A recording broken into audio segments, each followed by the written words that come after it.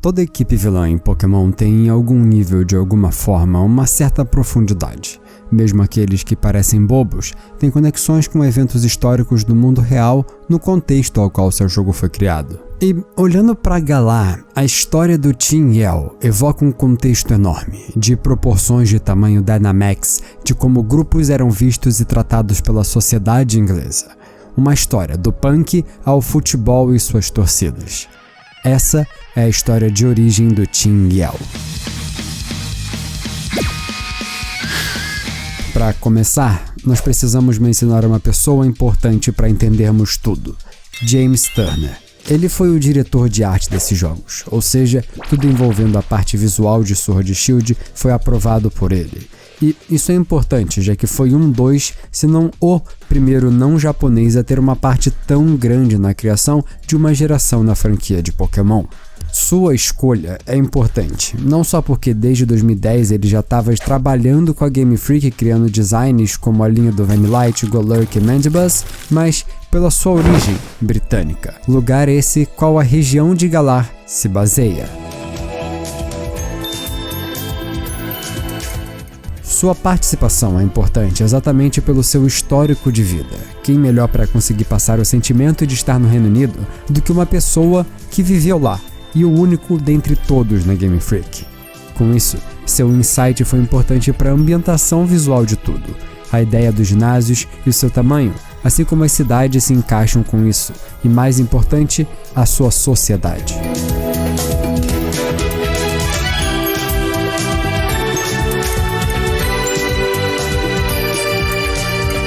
Com isso, um ponto importante que a gente sempre aborda em nossos vídeos sobre análise de design tem que ser repetido. Uma pessoa que trabalha na criação usa da sua experiência de vida para ilustrar o que está fazendo. A pessoa vive o seu contexto e aprende com as coisas que acontecem à sua volta. Com isso, todos os acontecimentos na sua vida influenciam nas suas escolhas. Tudo que ele aprende sobre pessoas e valores de acordo com a época em que vive fazem parte de como ele vê o mundo. E Galar conta uma história muito condizente com a própria vida do James Turner. Mas, primeiro, Pokémon. Spoiler de Sword and Shield, mas nos jogos nós tivemos dois grupos que contam como antagonistas dessa história. O Team Yell sendo um grupo arruaceiro que causam problemas de ordem social, mas não sendo o único.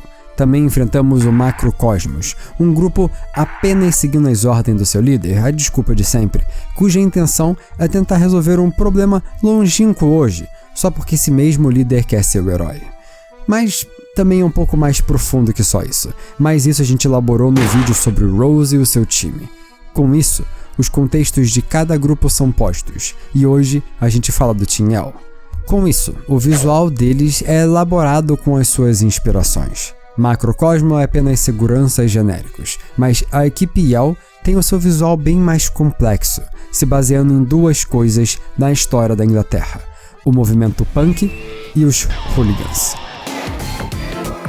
Primeiramente, o visual dos indivíduos é totalmente inspirado no movimento punk, com seus adereços cheios de espinhos, assim como seu cabelo, que fica pro alto toda hora, e as suas cores chamativas e destoantes de todos os outros personagens, mas isso é só o que nós vemos do movimento punk. Para entender melhor também o grupo, primeiro vale entender que, em suma, esse movimento era anti-establishment, sendo um grupo contra a norma social vigente. Esse seu visual é totalmente focado nisso, sendo completamente quebradores da norma de vestimenta que as pessoas tanto prezam, sendo disruptivos contra essa mesma sociedade que não visava a melhora da vida das pessoas, e sim a continuação de um status quo, sendo um movimento anticonservadorista, e com ele sendo inclusive paralelo ao próprio movimento kawaii do Japão, que tem a mesma ideia, mais visualmente oposta, essa que é a base da Mine. O movimento punk ainda tem a parte musical, essa que nós vemos representada no Pierce, quebrando as normas sociais não só pelo seu visual completamente destoante e uma personalidade mais abrasiva, mas também por quebrar a expectativa de um cantor cantar, já que não tem dublagem nos jogos. Enquanto o outro lado, o lado social deles, a organização da equipe, é baseado em hooligans. Esses que são o equivalente a torcidas organizadas aqui no Brasil, sendo grupos organizados de torcedores de um time, cuja função enraizada é a disputa territorial entre esses mesmos times, chegando ao ponto de, algumas vezes, serem mais focados nessa disputa de brigar entre si do que realmente torcer para um time. Mas que é importante frisar, isso é o núcleo da personalidade de cada um desses grupos, sendo o time o mais importante para a manutenção da sua organização. Essa parte inspiracional é clara pela história dos jogos, onde o desafio do ginásio, o foco principal da história, é baseado em estádios de futebol e o espetáculo que todos na sociedade conhecem e participam, com os membros dessa equipe aqui sendo mal visto pelos frequentadores do desafio. Com isso, nós vemos em Spikemuth a cidade origem da equipe Yell, o contrário do que nós vemos em todas as outras cidades, sendo aqui o lugar mais abandonado. Isso porque na história é de onde o hooliganismo daqui nasce, onde ele está em alta. Então, aqui é onde não tem gente diferente deles. É onde não tem um investimento público no estádio, que mesmo com pessoas competentes, a cidade foi abandonada pelos governantes vigentes. E essas pessoas que ali vivem buscam seus dias de glória, planejando que seus treinadores mais fortes ganhem esse campeonato, para que a cidade possa ter a atenção que merece. Ainda vale olhar para a história geral dos jogos. Durante a história de Galar, estamos não só vendo a sociedade do futebol, mas como a forma organizacional dessa sociedade, organizada aqui pelo Rose, o CEO da Microcosmos, está em meio a uma revolução industrial na área de energia. Não só o plot principal com a história do Ternatus fala disso, mas o environmental storytelling também, a ambientação narrativa da região, com as minas sendo largadas de lado em prol de outras atividades econômicas na região. Isso porque, ultimamente, a energia parou de vir daqui e agora vem de um outro lugar. No caso, com a história explicando e elaborando que tudo agora vem do lendário Eternatus. E isso também é visto com a Pokédex inteira da região. Essas atividades industriais diferentes e suas energias são todas abordadas em cada um dos Pokémon daqui. Mas tudo isso nós abordamos naquele vídeo da Dex de Galar. E tudo isso que nós vemos na região tem correlação direta à realidade da Inglaterra, nos anos da infância e adolescência do James Turner. Nascido em 1978, Turner viveu sua infância no pós-Segunda Guerra. Nós não sabemos exatamente onde ele viveu sua vida inteira, mas seus pais com certeza estavam na Inglaterra. E como todos nós que temos pai, mãe ou responsável que for nós sabemos, o que eles viveram, a gente vai escutar eles contando milhares de vezes repetidamente. E isso a gente grava.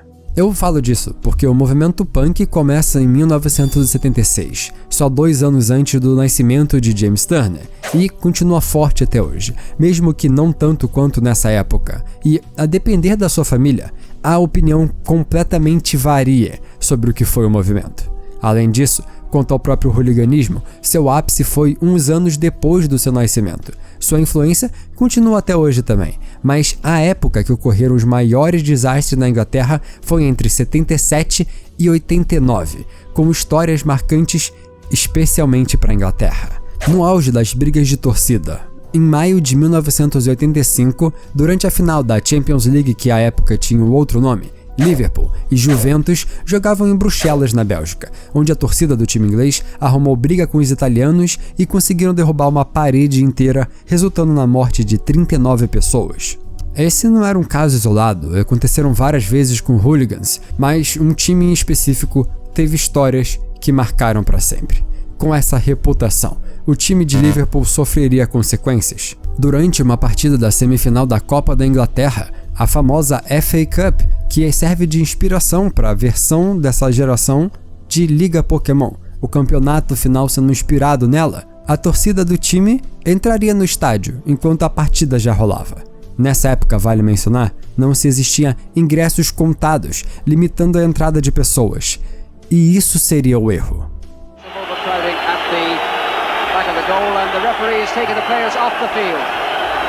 So this FA Cup semi-final has been interrupted after 6 minutes because of crowd problems here. Capacity of Hillsborough, 54,101, and it would appear that too many of them are on that terrace behind Bruce Grobbelaar's goal, and Ray Lewis, the referee, is doing the sensible thing. A torcida que entrava ao estádio era tão maior do que o espaço limitado a ele que as pessoas começaram a transbordar para dentro do campo, com algumas não conseguindo escapar. Resultado: 96 torcedores do Liverpool faleceram, com a culpa caindo diretamente na torcida do time pelo histórico de arruaceiros. O problema simplesmente não foi o caso. Existem leis que obrigam documentos históricos a virem a público depois de anos, e depois de tempos se descobriu que nessa época tentou-se acobertar que tudo foi um caso de negligência dos agentes públicos com o estádio. Se liberou muito mais gente do que deveria ser, sem o menor interesse em preservar a ordem. E eu falo disso porque Liverpool é a cidade de inspiração de Spikemouth. Galar é o mapa do Reino Unido invertido, com Liverpool, cidade portuária abandonada pelo governo durante essa época, a ponto de ser um estado com uma identidade própria, além do resto da Inglaterra, tendo até um sotaque bem diferente que se destaca dos outros. Hey, look at the talent. Let's give him a pull. Should I? Aye, but don't rush none of your 5-bar gate jumps and over sort of stuff. Todas essas coisas são representadas nos jogos com os moradores daqui. A Marnie, por exemplo, fala com um sotaque bem diferente dos outros, sendo chamada de Scouse, o sotaque de Liverpool influenciado pelos galeses.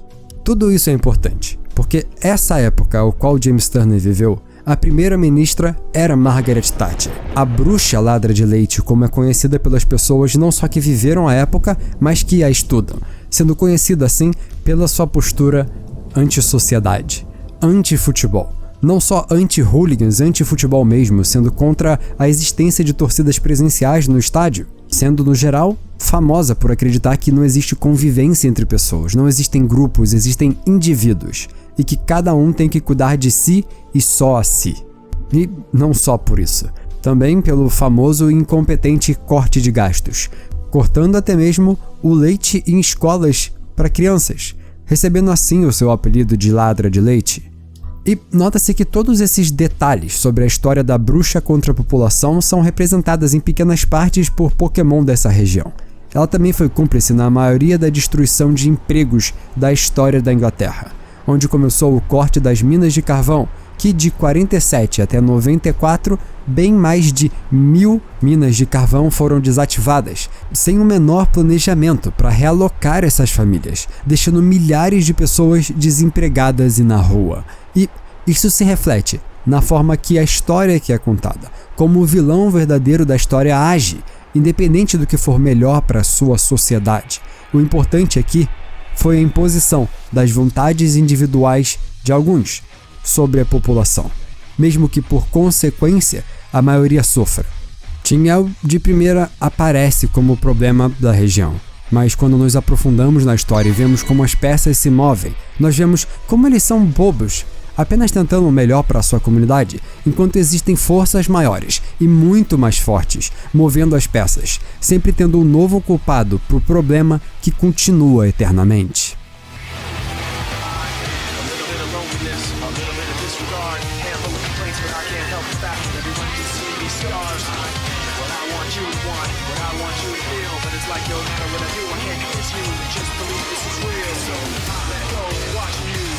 Back like you always do, face away and pretend that I'm not